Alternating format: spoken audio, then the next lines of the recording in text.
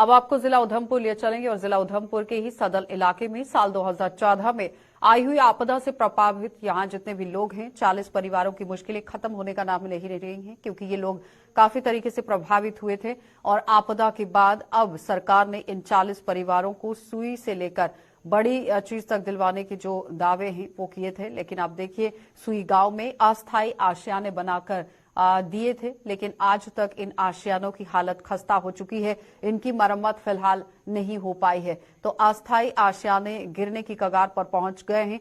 क्यों आखिर इनकी मरम्मत नहीं हुई है, ये बड़ा सवाल बनता चला जा रहा है। क्योंकि जिला उधमपुर से इस वक्त आप खबर देख रहे हैं, जहां पर उधमपुर के ही सदल इलाके में साल 2014 में जो आपदा आती है उसकी वजह से काफी परिवार जो हैं वो प्रभावित होते हैं। 40 परिवारों को मुश्किलें झेलनी पड़ी।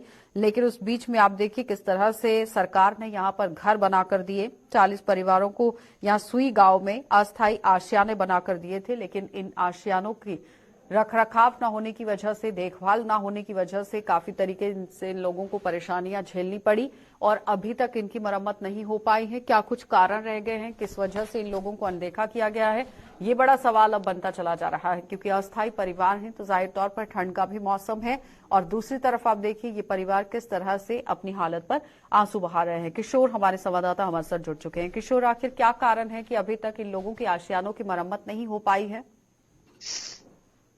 बिल्कुल, देखिए 2014 के अंदर जो थी वो सद्दल गांव के अंदर लैंडस्लाइड होती है, जिसमें 40 के करीब लोगों की मृत्यु हो जाती है।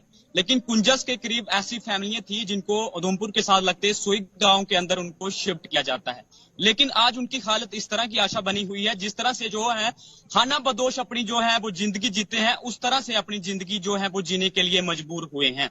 उनकी तरफ से ये कहा गया था, जब वहां पे सरकारें गई, जब जिला प्रशासन के अधिकारी उस गांव के अंदर पहुंचते हैं, तो उनकी तरफ से ये जो लोगों का कहना है कि उनकी तरफ से ये पूरी तरह से स्पष्ट किया गया था कि आपको हर चीज की सुई गांव के अंदर फैसिलिटी दी जाएगी। लेकिन आप तस्वीरों में साफ तौर पर देख सकते हैं किस तरह की जो टीन की छत वहां पे जो पड़ी है उसमें भी आपको शेड जो है वो दिखाई देंगे। और दूसरी तरफ हमने अब ये देखा कि जो इनके 40 फैमिलियों के लिए जो शेड इनको रहने के लिए दिए गए हैं, आशा उसमें भी कहीं ना कहीं बंटवारे किए गए हैं।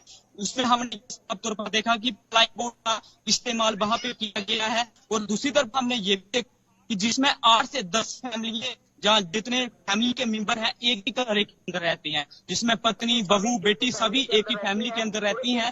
और इनको ये कहा गया था कि क्रीमची मानसर का डबरा का क्षेत्र है, वहां पे इनको 10 से 5 मरले की जगह जो है वो लाट की जाएगी। लेकिन अभी तक इनका कहना है कि साफ तौर पर कहना है कि जिस तरह से दावे जिला प्रशासन साथ सरकारें उनकी तरफ किए गए थे, वो दावों पे जो है वो ना जिला प्रशासन उतर पाया है, ना ही यूपी प्रशासन उतर पाया है। और दूसरी तरफ उनकी तरफ से ये भी कहा गया कि अपनों का होने का गम अभी तक हम जो है वो लोग नहीं भूले हैं, क्योंकि 40 के बहुत बहुत धन्यवाद किशोर जुड़ने के लिए। तो फिलहाल आपने देखा कि किशोर हमारे संवाददाता हमारे साथ जुड़े हुए थे, जो बता रहे हैं कि किस तरह से आप लोगों को परेशानी वहां पर झेलनी पड़ी है। जिस तरह से आप देखिए विभाग को गौर फरमाने की जरूरत है। आगे बढ़ जाते हैं। गुरु गोविंद सिंह जी को आज उनके प्रकाश उत्सव पर नमन किया गया है और प्रकाशोत्सव आज बड़े ही धूमधाम के साथ मनाया जा रहा है। जम्मू के गुरुद्वारों में आज सुबह सवेरे से ही संगत उमड़नी शुरू हो गई थी, जहां लोगों ने शीश नवाकर गुरु गोविंद सिंह जी को श्रद्धांजलि अर्पित की है। और बताते चलें कि आप देखिए श्री गुरु गोविंद सिंह जी के ही बताए हुए रास्ते पर चलने का प्रण भी आज यहां पर लिया गया।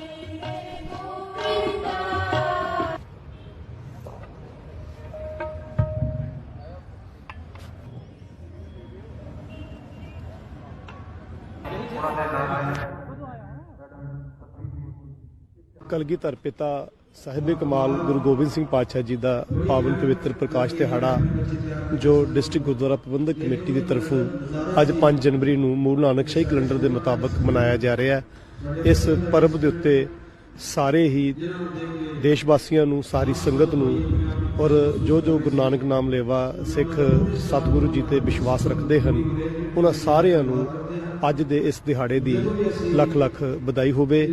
ਕਿਉਂਕਿ ਸਰਬਸਦਾਨੀ ਗੁਰੂ ਕਲਗੀਧਰ ਪਿਤਾ ਗੁਰੂ ਗੋਬਿੰਦ ਸਿੰਘ ਪਾਤਸ਼ਾਹ ਜੀ ਜੇ ਸੰਸਾਰ ਦੇ ਵਿੱਚ ਨਾ ਆਂਦੇ ਤੇ ਸ਼ਾਇਦ ਉਹ ਬੋਲ ਅਸੀਂ ਸੁਣਦੇ ਹਾਂ, ਇਤਿਹਾਸ ਦੇ ਪੰਨਿਆਂ ਦੇ ਵਿੱਚ ਪੜ੍ਹਦੇ ਹਾਂ।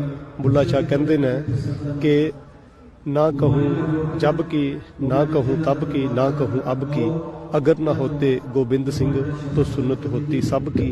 सो शाही जाति एकता, अनेकता बिलाई जाति, ਜੋ ਇੱਕ ਸਤਿਗੁਰ ਸੱਚੇ ਪਾਤਸ਼ਾਹ ਜੀ ਨੇ ਆਪਣਾ ਸਭ ਕੁਝ ਵਾਰਨਾ ਕਰਕੇ ਤੇ ਮਨੁੱਖਤਾ ਨੂੰ ਇੱਕ ਬਰਾਬਰਤਾ ਦਾ ਸੰਦੇਸ਼ ਦਿੱਤਾ ਹੈ। ਆਓ ਅਸੀਂ ਗੁਰੂ ਕਲਗੀਧਰ ਪਾਤਸ਼ਾਹ ਜੀ ਦੇ ਜੀਵਨ ਦੇ ਵਿੱਚੋਂ ਕੁਝ ਸਿੱਖਿਆਵਾਂ ਲੈ ਕੇ अपना जीवन, अपना समाज, अपना देश, अपना कौम नूं चढ़दी कला वल लेके जाइए।